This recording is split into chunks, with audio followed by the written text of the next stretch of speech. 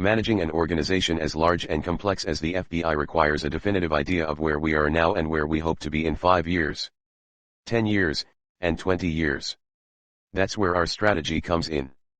The FBI strategy enables bureau leaders and managers to define and pursue objectives crucial to mission success, prioritize resources to achieve those objectives, track progress along the way, address gaps when identified, and, most importantly, deliver consistent results. The FBI strategy is periodically reviewed and adapted to align with the changing threat landscape and organizational climate.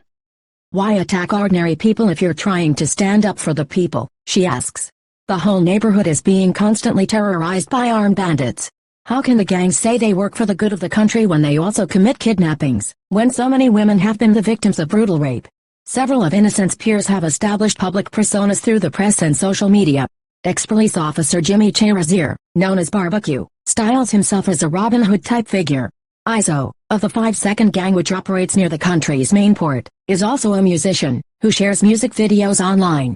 And Lamo Sanjao, leader of the 400 Maazo, 400 Idiots, was recently pictured smoking cigars with a social media influencer.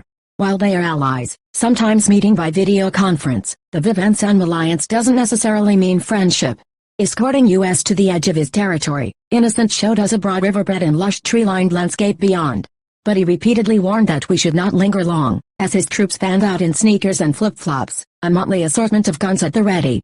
We would learn later that on the other side of the riverbed was the territory of 400 Maazo, which has allegedly cooperated with Crash Bear IA on kidnappings and also tried to kill Innocent over a land dispute, according to 2 security experts in the country. Elsewhere in his neighborhood, Innocent was keen to show his leadership in the local population, a posture that matches the predator and protector role that UN experts describe of Haitian gangsters, who function as local authorities while also extorting money from local businesses to make payroll. Crash Bear IA employs around 100 men and women, according to Innocent's lieutenant and cousin, the bleach-blonde Desert Augustin, 34. On the day that we visited, several gang members wore custom t-shirts with teddy bears on the front and lettering on the back that read Tabor Area Security Unit. Walking slowly down an unpaved street full of vendors, Innocent could have been any politician at a local meet and greet, stopping to massage the injured foot of an elderly market woman, and introducing us to 2 blind men that he had taken under his protection, blaming the Haitian state for failing to care for them. But as the nighttime curfew approached, bottles of beer and liquor began to appear in the hands of our entourage. Innocent stopped our procession at a food stall on the side of the road, and ordered piles of stewed pork and fried plantains to share. The vendor, a middle-aged man, complied silently, showing no reaction to Innocent's armed aides or the foreign visitors. Rights experts in Haiti warn against taking displays of community leadership at face value. Gang leaders talk about liberation and representing the people in order to attract popular support, cautions Gideon Jean, a human rights analyst in Port-au-Prince who has tracked the rise in gang kidnappings for years. But all they want is more power and a state that accommodates their crime. Less than a mile from all this is the U.S. Embassy, soldiers positioned on its roof to constantly scan the scrubland surrounding it. Just last week, Crash Bear IA members attacked a nearby civilian neighborhood, driving about 150 people from their homes in the dark and shooting 1 man in the heart, according to an eyewitness. As an island inside Innocent's territory, the diplomatic complex is an inversion of Haiti's relationship to the U.S. itself. Here, Crash Bear IA is the fearsome regional power, dominating neighborhoods Torsel, Tabor and Delmas through which Americans must cross to reach their embassy. This uneasy geography also means Innocent stands between the rest of Haiti's gangs and Washington, whose capacity and appetite for military intervention in the country's blood-soaked chaos are the subject of constant speculation in the country. So far, the U.S. has sought to sidestep any military entanglement in Haiti. Rather, Secretary of State Antony Blinken announced in March that the U.S. would contribute $300 million to a multinational security support mission to the country. But so far, just $18 million has deposited into a UN-managed trust fund for the mission, with $8.7 million provided by Canada, $3.2 million provided by France and $6 million provided by the United States. The Kenya-led mission, which would also include personnel from the Bahamas, Bangladesh, Barbados, Benin, Chad and Jamaica, is currently on hold due to concerns over Haiti's political instability. And despite, or perhaps because of, his most wanted status, Innocent seems interested in keeping Crash Bear IA's relationship with the embassy neighborly. It's an honor when a country has its embassy in our vicinity, it's because it wants to collaborate with us, Innocent said. Last month, Dozens of helicopters conducted a series of emergency evacuation flights for U.S. citizens, landing and lifting off next to the embassy building, a high-risk operation that would have been easy for any KGBRIA member to upend with a few rounds. But the flights came and went without incident. Innocent deflects when asked about allegations by U.S. authorities that he was involved in the 2021 kidnapping of more than a dozen U.S. and Canadian missionaries, including young children, who were held captive for weeks, and in a 2022 attack on the home of an elderly American couple which left a woman dead and saw her husband taken hostage for ransom before his eventual release. Innocent says simply that the justice system has not given him the chance to answer the U.S. allegations, but that he would be willing to defend himself in court. We believe in the law. We want to make the best choice, consult with legal counsel and do due process, he says. In Haiti, he says, he would be willing to face the justice system as long the corrupt elite do too. We have to get rid of the oligarch system, and we are ready to answer the justice system of our country, so that we can see where the worst evil was hidden. The State Department did not respond to requests for comment or to speak with U.S. Ambassador to Haiti Dennis Hankins. For all their shows of force, the grip that Haiti's gangs have is tenuous and their soldiers generally poorly disciplined and trained, experts say. Many longtime observers, including former U.S. Ambassador Rick Barton, believe it would only take a small specialized fighting force, say, a few hundred Marines, to halt the entire crisis, and to create the right conditions for a larger multinational security mission to arrive and begin assisting Haiti's police.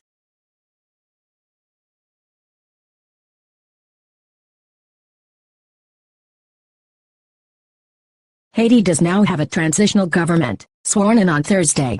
Still to come are the tasks of appointing a new head of government and a cabinet, coordinating the arrival of a multinational security force to reclaim the capital, and eventually to hold long overdue elections.